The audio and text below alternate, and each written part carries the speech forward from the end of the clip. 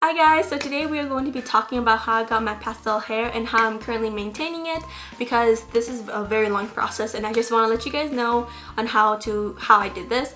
And if you guys are new, then I would recommend for you guys to talk to someone who knows what they're doing, or maybe even go to a salon. If you're going to a salon, then I would really recommend to see if they use Olaplex. So it's supposed to help your hair and help maintain it. I just wasn't financially able to do that because it's quite expensive, going to the salon, and I'm a broke college student. I really can't be doing that. That is an option that I would really recommend if you guys want to take care of your hair. So when I first started, it was back in January, and at that time I was trying to grow out my hair because I just recently cut it off. At that point my hair was fairly healthy because I had an inch of regrowth and my hair was pretty much this short, and it was only dyed once. It was a red brown hair color. And so what I did to remove it was I used the one and only color fix right here. It comes in 3 different parts. Part 3, I've heard that it makes your hair darker than what it was. If you use part 1 and part 2 to remove a hair color and you use part 3, it makes it darker, which makes no sense, but I don't even use that. I do want to say that this smells really bad. It smells like rotten eggs and I absolutely hate that. So it will stick into your hair for at least 1 wash unless you wash it with a really strong shampoo or conditioner of the sort. This is totally my fault, and I don't even know, I was not using my brain at that time, but I decided to part my hair in the middle, even though I don't wear my part like that, and I moved it to my side part. It looked horrendous. You will see in the photo or the video that I'm going to put, it is so bad, and I don't even know what was going on at that time. My brain, I don't know.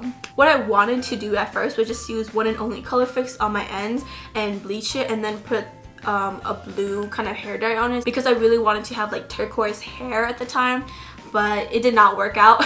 And so I just decided to bleach my whole entire head, and I was like, screw it, I'm going blonde. So when you're bleaching your hair, I would highly recommend using coconut oil in your hair. It just helps protect your hair from the loss of moisture, because when you bleach your hair, it takes away protein and moisture, and so that just helps it retain a little bit of the moisture in your hair. Whenever I bleach my hair, I would always leave coconut oil in my hair for at least 4 hours. At most, I would leave it on for 8 hours. If you're going to dye your hair pastel at home, then I would recommend to just be a Sally's member because it does help you save money. I think it costs around $5 to be a beauty member. Every time you're going to purchase a beauty product, it does reduce maybe $1 or $2 from each item, and so that does save you quite a bit of money in the long run. I believe when you first become a member, I think it's $5 off $25 or something, and so I would recommend using it on the L'Oreal Quick Blue.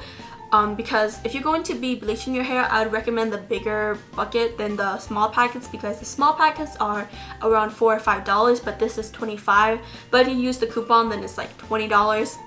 But this is the bleach that I use, the L'Oreal Quick Blue. To bleach your hair, you would typically use a volume 30 volume developer right here, but I decided to use a 20 instead of a 30. The main difference that I see between using a 30 volume developer and a 20 volume developer is that you have more bleach sessions with a 20 than a 30, and so that means that you use more bleach powder. But I think by using a 20 volume developer actually helps save my hair because it just wasn't as potent as the volume 30. I did bleach my hair a total of 5 times, which is quite a bit, but not surprising because I have just dark hair, and so that's nothing new. So after bleaching my hair, it was just very inconsistent, and so I just decided to go ahead and tone it with the Wella Color Charm T14, and this is a purple based toner, and so when you tone your hair, you do want it to be the inside of banana peel, so really pale yellow hair color. So the instructions on this toner is to use a volume 20, and it says that you can leave it on for 30 minutes. I left it on for 30 minutes and it became way too muddy. It was such an ugly color. It still looked better than what I had, a bright yellow orange, but it still became a really muddy hair color because I left it on for so long. I mean, that was my fault, but this is the part where it really messed me up, and it was because of the instructions on this. It said that I could use a volume 20, but do not use a volume 20. You want to use a volume 10. The reason why is because the volume 10 will only activate the toner and not damage your hair. It still will slightly damage your hair, but not as much as the volume 20. And honestly, bleaching my hair 5 times wasn't even a big deal. It still felt fine, but this was just one too many chemicals, and if I used a volume 10, I think my hair wouldn't be so damaged. Using a volume 20 is what really damaged my hair, so use a volume 10 and not a 20. After using the toner, I decided to pick up the Well Charm 050, and it's not a toner, it's actually a color additive. And what you do is that you add that into your toner, and it's more of a blue based toner. I decided to add the 050 because I still had orange pieces in my hair, and so blue cancels out orange, but I obviously messed this up once again. Yellow and blue makes green, and so it was just a slight bit of like green tinge to my hair, which once again was not a good combination. The 050 only toned my orange pieces just a little bit because it was affecting my yellow hair more than my orange pieces, and so I just washed it off, and it did have a green tinge to it, like just slightly. Toners do wash out, but I was just very impatient, and so I just went ahead and used shimmer lights on it, and I left this on my hair dry for maybe 30 to an hour. Once I washed the shimmer lights out, it did wash out most of the toner, and it did make my hair more of a yellow, pale yellow hair color, and so I really liked that. But I was just so fed up with my whole hair process at that time. I was like, I hate my hair, I need to put a hair color on it. And so I decided to use the Manic Panic Purple Haze right here on top, and a little bit of the Enraged Twisted Teal at the very bottom. That was the first hair dye mixture that I used on my hair. Since then, I use a variation of these two hair colors, so every time I dye my hair, it's always a little bit different because I don't make the same hair dye mixture, like the ratio is not always the same, and so it always turns out a little bit different. This one is very pigmented, so just use a little bit of the Enrage if you are deciding to put this up. So when I do make my hair mixture, I actually make the mixture maybe 3 or 4 shades darker than what you would want in a pastel shade, and the reason being is because if you dilute it too much, if you have a straight up pastel shade, then you will have to dye your hair every week.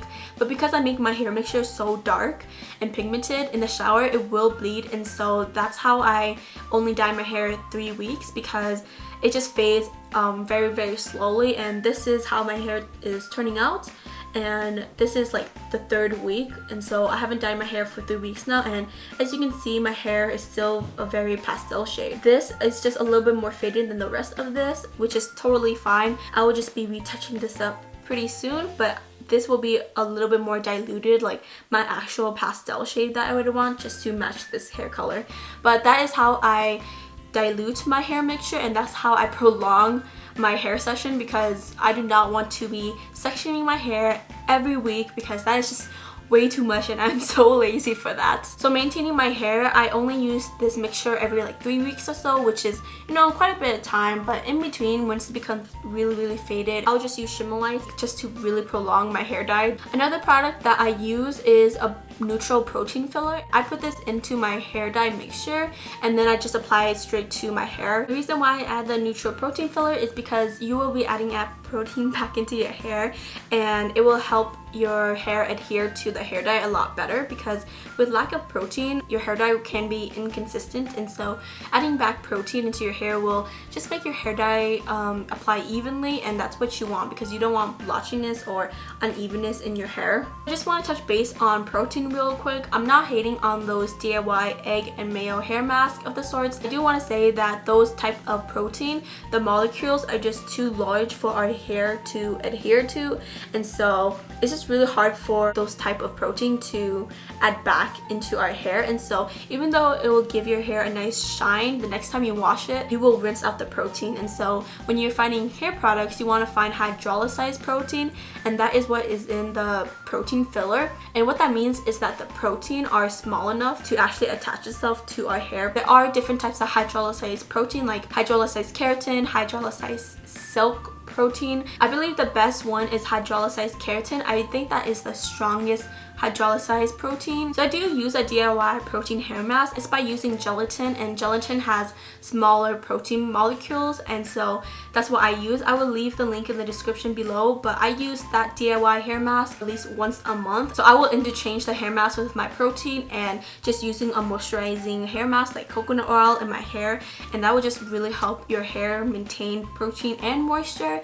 And so that's what I've been doing to maintain my hair condition as of right now. So that is it on how I got my pastel hair and how I'm currently maintaining it. I do want to emphasize that dyeing your hair going pastel is a long process. Even now it's still my hair journey because I'm still researching and finding new products for my type of hair. I hope that this video was informative because I did try to add as much information as possible, like all of my knowledge into this one single video, and so I hope it's not too long for you guys.